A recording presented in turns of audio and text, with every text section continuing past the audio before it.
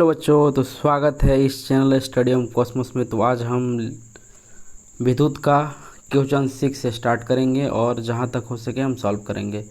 तो देखिए 6 क्वेश्चन में क्या बोल रहा है, किसी तांबे तार, क्या बोल रहा है दोस्त, किसी तांबे तार के व्यास जो है वो 0.5 mm है तथा इसका प्रतिरोधकता मतलब रो 1.6 प्रोडक्ट 10⁻⁸ ओम है। 10 ओम प्रतिरोध का प्रतिरोध बनाने के लिए कितने लंबे तार की आवश्यकता होगी? यदि इससे दोगुने व्यास का तार ले तो प्रतिरोध में क्या अंतर आएगा, ये बोल रहा है। तो देखते हैं, हम इसको सॉल्व करते हैं। ठीक है दोस्त, तो देखिए इसको कैसे सॉल्व करते हैं। सबसे पहले हम बात करते हैं इसमें दिया क्या क्या गया है। अब अभी क्वेश्चन पढ़े होंगे तो आपको पता चला होगा कि हमारा व्यास दिया हुआ था। व्यास कितना दिया हुआ था, तो d इक्वल टू कितना दिया हुआ था, 0.5 mm। ठीक है, अब इसमें आगे क्या दिया हुआ था, आपका प्रतिरोधकता दिया हुआ था।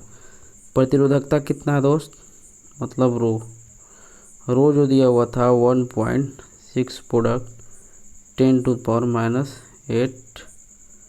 ओम मीटर। फिर रेजिस्टेंस इसमें दिया हुआ था 10 ओम दिया हुआ था।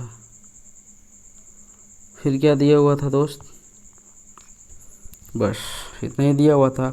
हमको बोल रहा था कि रेजिस्टेंस में अंतर क्या आएगा उसको फाइंड करना है। ठीक है, ये बोल रहा है, तो इसको हम सॉल्व करते हैं। देखिए ये हमारा क्या दिया हुआ है, व्यास दिया हुआ मतलब डायमीटर दिया हुआ है। तो आपको सिंपल बता रहे हैं ना। देखिए जब एक वृत्त होता है, वृत्त में यहाँ से आर एक यहाँ से आर, दो आर मिल के मतलब R plus R equal to D, मतलब 2r मिल के एक डायमीटर का निर्माण करता है। तो r इक्वल टू क्या हो जाएगा, d/2 हो जाएगा, समझे। तो r इक्वल टू d/2 हो गया। समझ में आ रहा होगा आपको। अब इसमें जब हमको रेडियस पता करना है ना, तो रेडियस में चेंज कर लेंगे इसको। तो ये हो जाएगा हमारा 0.5 mm और 2 से डिवाइड कर देंगे, यानी आ जाएगा हमारा कितना 0.25। और m का जो मतलब होता है मिली, उसका मतलब होता है 10⁻³ मीटर। समझ में आ गया होगा, बाकी सारा वैल्यू दिया हुआ है। ठीक है, तो हम उसमें क्या बोल रहा था, उसमें आपका बोल क्या रहा था, कितने लंबे तार की आवश्यकता होगी, मतलब हमको एल फाइंड करना था और रेजिस्टेंस का अंतर पता करना था। ठीक है, तो इसको आगे हम सॉल्व करते हुए देखते हैं। आप याद रखिएगा इन सारी डिजिट को। अब देखिए आगे से सॉल्व करते हैं दोस्त। हम ये फार्मूला जानते हैं आप लोग कि R equal to rho L/, ये होता है। हमको फाइंड करना क्या था, एल फाइंड करना था। तो एल इक्वल टू क्या हो जाएगा, R A/रो हो जाएगा। क्रॉस मल्टीप्लिकेशन आप लोग जानते हैं। चलिए नेक्स्ट देखते हैं। R जो दिया हुआ था वो 10 दिया हुआ था। और देखिए एक जब वृत्त होता है उसका एरिया, तो उसका एरिया होता है πr² होता है, और अपन में रो का वैल्यू दिया हुआ था 1.6 प्रोडक्ट 10⁻⁸।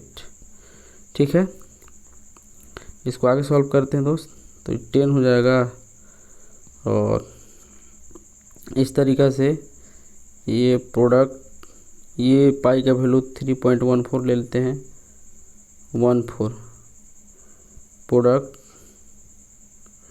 0.25, दो बार r² करना है ना, तो 0.25 और प्रोडक्ट कितना हो जाएगा, ये 10⁻³ है तो 10⁻6 हो जाएगा, और अपॉन में कितना हो जाएगा 1.6 प्रोडक्ट 10⁻⁻, जो दिया हुआ था 8 दिया हुआ था। अब इसको हम सॉल्व करते हैं तो कितना आएगा आपको बताना है। देखिए इसको सॉल्व करते हैं दोस्त, तो ये हमारा आ जाएगा, इसको टोटल सॉल्व कर लेते हैं, जितना है इधर इधर वाला को सॉल्व करते हैं। तो अब इसको सॉल्व कीजिएगा तो ये तो 10 है, सारे को सॉल्व कर दीजिए ना, इसको भी तो 10 से मल्टीप्लाई करना होगा, सिंपल। तो ये आ जाएगा आपका, इसको सॉल्व करके देखिएगा आप, तो ये आ जाएगा 1.9, क्या आएगा 1.9625। अब प्रोडक्ट ये 10⁻6 पहले से, और ये जब ऊपर जाएगा तो इधर प्लस हो जाएगा 8, और अपॉन में कितना हो जाएगा 1.6। इस तरीक़ा से आगे हम सॉल्व करेंगे। तो ये मेरा आ जाएगा, ये आ जाएगा आपका 1.9625 प्रोडक्ट 10⁻2 अपॉन में ये 1.6 हो जाएगा, ठीक है। और अब देखिए ये अगर हम पॉइंट हटाते हैं दोस्त, तो पॉइंट हटाते हैं 4 को 0 आएगा, ये 4 है ना 4, ये 0 आएगा, और इसका पॉइंट हटाते हैं तो एक ऊपर 0 आएगा। समझ पा रहे होंगे आप। इस तरीक़ा से ये 3 ठो है तो 3 0 ख़त्म हो जाएगा ऐसे ही, और इसको आप डिवाइड कीजिएगा, इकाई दहाई सैकड़ा हज़ार 10,000 19,625 को 16 से जब डिवाइड कीजिएगा 160 से, क्योंकि ये भी 10 है, तो ये आपका आएगा 12205। अब इसको सॉल्व करके देख लीजिएगा, ये इतना आएगा, मीटर में आएगा, इसको याद रखिएगा। तो ये हमारा हो गया, लेंथ निकल गया। अब हमारा बता रहा, आगे क्वेश्चन कह रहा था कि अगर कितने लंबे तार की आवश्यकता है, यदि इससे दोगुने व्यास का तार ले तो प्रतिरोध में क्या अंतर आएगा। तो हमको वो देखना है। तो देखते हैं दोस्त, सिंपल, अभी हमने आपको जस्ट बताया कि R इक्वल टू जो होता है वो रो L अपॉन A होता है, ठीक है। तो R equal to rho L upon area मतलब πr², ठीक है। तो कहने का मतलब इसमें ये है, बोल रहे हैं कि जैसे 2R इक्वल टू D होता है, तो व्यास को डबल करने के लिए बोल रहा है, मतलब 2 से मल्टीप्लाई, तो इधर से भी 2 से मल्टीप्लाई हो जाएगा। समझ पा रहे होंगे आप लोग, माने एरिया डबल हो जाएगा, समझ रहे हैं ना, एरिया जो है वो डबल हो जाएगा, ये याद रखना आपको। अब देखिए, तो R इक्वल टू, ये सारे तो कांस्टेंट हैं, तो 1/2 का स्क्वायर करेंगे इक्वल टू 1/4 हो जाएगा। समझ पा रहे होंगे आप लोग। अब हमारा पहले से कितना दिया हुआ था रेजिस्टेंस, ये 10 दिया हुआ था, इसका 1/4 निकालेंगे, 1/4 करेंगे, इसको डिवाइड करेंगे तो 2.5 ओम आ जाएगा। ये मेरा आंसर होगा। तो मुझे पूरा उम्मीद है कि आप भली भांति समझ लिए होंगे। इसमें कैलकुलेशन ज़्यादा था, तो थोड़ा इस कैलकुलेशन को रिलैक्स माइंड से मल्टीप्लाई कर लेना है, इसके बाद आपको भली भांति समझ में आ जाएगा, ठीक है। नेक्स्ट हम देखते हैं। नेक्स्ट क्वेश्चन है मेरे दोस्त कि किसी प्रतिरोधक बोल रहा है के सिरे के बीच का विभवांतर भी के विभिन्न मानों के लिए उसे प्रवाहित विद्युत धारा I के संगत मान आगे दिए गए हैं। करंट एम्पियर में होता है, तो 0.5 और वोल्टेज में 1.6, ये दोनों कंपेयर किया गया है। 1 है 3.4 हो जाएगा।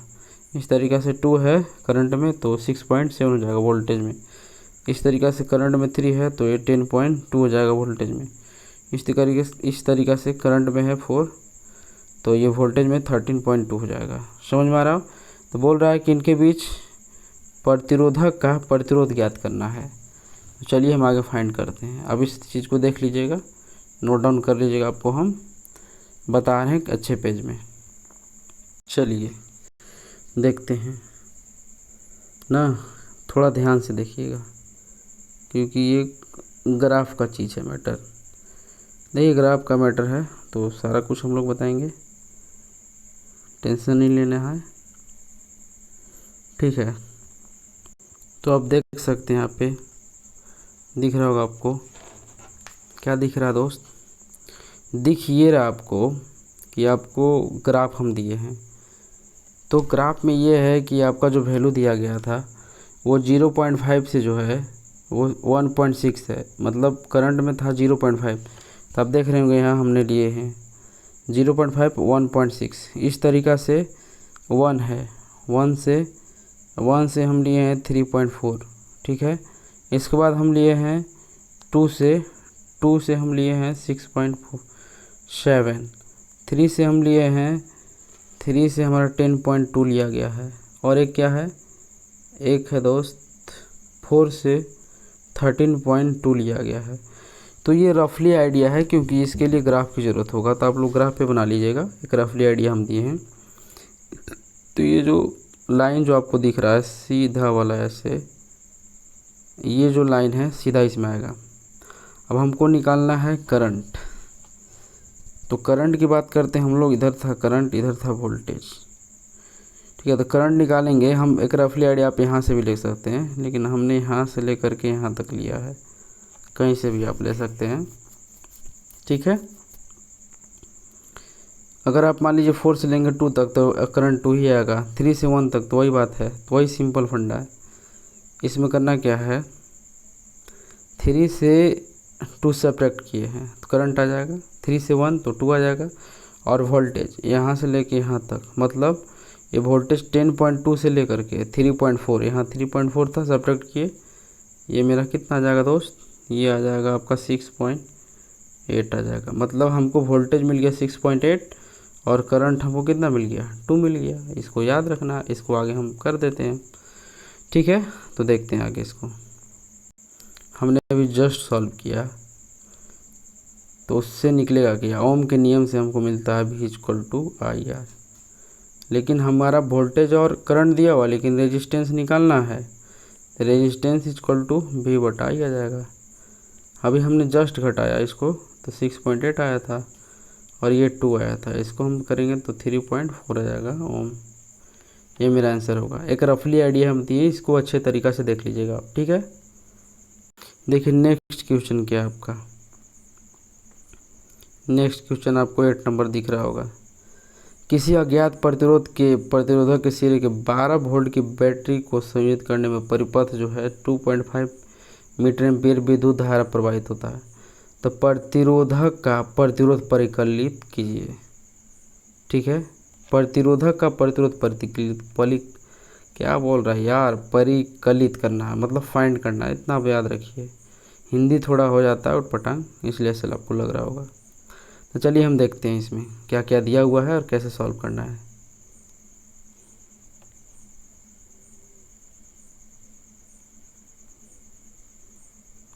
देखिए इसमें क्या क्या दिया हुआ है। पहले तो आप देखेंगे कि इसमें वोल्टेज दिया हुआ था 12 वोल्ट, ठीक है। करंट जो दिया था 2.5 मिली एम्पियर। इसमें रेजिस्टेंस फाइंड करने के लिए बोल रहा है। ये 2.5 और मिली मतलब 10⁻³ एम्पियर, समझ में आ रहा होगा आपको। और रेजिस्टेंस फाइंड करना है तो V = IR होता है, R फाइंड करना है तो V/I हो जाएगा। अब V देखते हैं, V 12 वोल्ट दिया हुआ है, करंट कितना दिया हुआ है 2.5 × 10⁻⁴ -3। समझ में आ रहा होगा आप लोगों को? कोई दिक्कत है तो बताइएगा। 12 हो जाएगा, ये 2.5 हो जाएगा। ये ऊपर चला जाएगा, जब माइनस ऊपर में जाता है तो प्लस हो जाता है। ये तो आप लोग को बुझा ही रहा होगा। कोई दिक्कत होगा तो बताइएगा।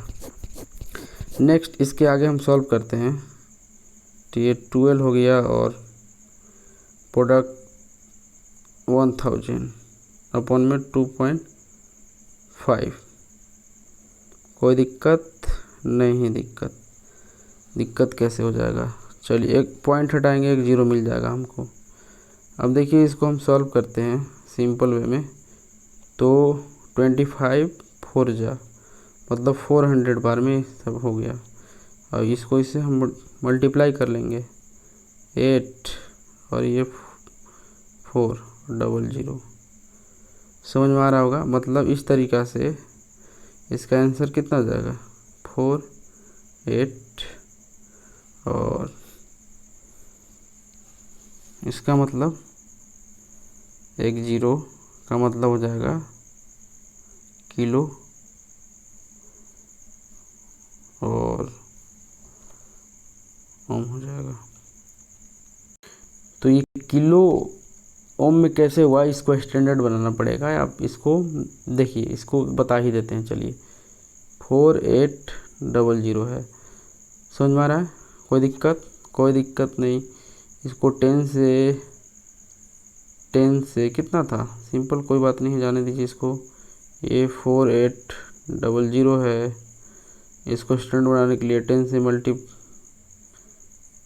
10 से आपका 10 से देखिए मल्टीप्लाई कर दिए, 10 से डिवाइड कर दिए तो 48 और बटा 10।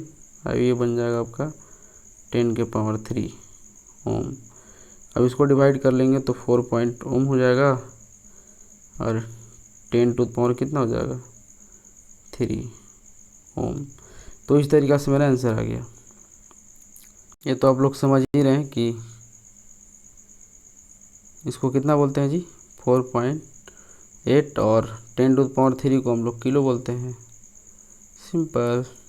चलिए आगे देखते हैं। क्वेश्चन नंबर 9 वोल्ट की किसी बैटरी को 0.2 ओम, 0.3 ओम, 0.4 ओम, 0.5 ओम तथा 12 ओम के प्रतिरोधकों के साथ श्रेणी क्रम में संयोजित किया जाता है तो 12 ओम के प्रतिरोधक से कितनी विद्युत धारा प्रवाहित होगी। तो अब वैल्यू देख लीजिएगा। चलिए हम बताते हैं इसको। तो आप देख पा रहे हैं स्क्रीन पे, ये देखिए सबको ऐड कर दिए, जितना दिया हुआ था तो 1.4 आया। इसमें 12 ऐड कर दिए तो 13.4 हो गया। अब ओम के नियम से V = IR है, तो हमको करंट फाइंड करना था। I = V/R हो जाएगा। वोल्टेज दिया हुआ था 9 वोल्ट और रेजिस्टेंस दिया 13.4। इसको डिवाइड करेंगे तो 0.67 एम्पियर आ जाएगा। सिंपल। नेक्स्ट देखते हैं। कह रहा है कि 176 ओम प्रतिरोध के कितने प्रतिरोधों को पार्श्वक्रम में संयोजित करेगी। पार्श्वक्रम में कितने? 220 वोल्ट के विद्युत स्रोत से संयोजन से 5 एम्पियर की विद्युत धारा प्रवाहित हो। तो देखते हैं, इसको बनाते हैं। चलिए तो देखिए दोस्त, एक हम फार्मूला बताए थे, जब पैरेलल कॉम्बिनेशन में इनमें प्रतिरोध को जोड़ना होता है, जैसे 1 + R + 1 + जैसे R1 R2 ही मान लेते हैं, dot dot dot dot 1/n। तो इसको शॉर्ट फार्मूला बताए थे हम कि Rp = जो हो जाता है वो जो हो जाता है R/N हो जाता है। ये याद रखिएगा, R/N हो जाता है ना, इसको याद रखना है दोस्त। अब देखिए इसमें दिया हुआ था कि R का जो वैल्यू है 176 है और नंबर ऑफ रेजिस्टेंस निकालना है। तो फार्मूला हो गया मेरा। अब देखिए फार्मूला के अनुसार तो हम चले।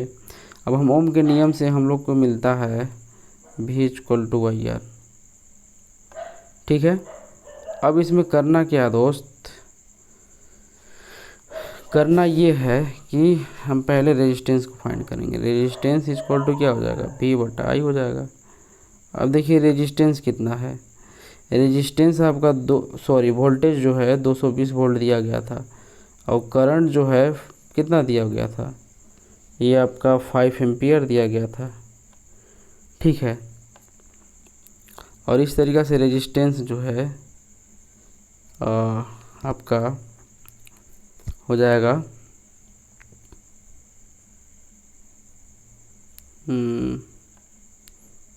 सिंपल। पहले इसी को सॉल्व कर लेते हैं। ये डिवाइड होगा तो ये आ जाएगा आपका 44। समझ में आ गया। अब देखिए एक फार्मूला जो था यही फार्मूला पे ये बैठ जाएगा। मतलब कहने का मतलब ये है मेरा कि आर का जो वैल्यू है 176/n दिया हुआ है और इसका जो आया 44 आया। समझ पा रहे होंगे वो। अब 176/44 हो जाएगा इस तरीक़ा से। ये सब क्रॉस मल्टीप्लिकेशन तो आप लोग जानते ही हैं। और ये नहीं इधर हो जाएगा। अब इसको आप डिवाइड कीजिएगा तो ये 4 बार में भीतर चला जाएगा। मतलब कितने रेजिस्टेंस की आवश्यकता होगा, 4 रेजिस्टेंस की आवश्यकता होगा, सिंपल। तो बच्चों इस तरीक़ा से वीडियो पाने के लिए इस चैनल को सब्सक्राइब कर दीजिए, लाइक कर दीजिए, शेयर कर दीजिए, ताकि हम आपके लिए बेहतर वीडियो बना सके। ये पार्ट 2 है, पार्ट 3 भी आएगा, आप टेंशन मत लीजिए। बस दबा के लाइक कीजिए और शेयर कीजिए, बस और कुछ नहीं करना। ओके बच्चों, थैंक यू।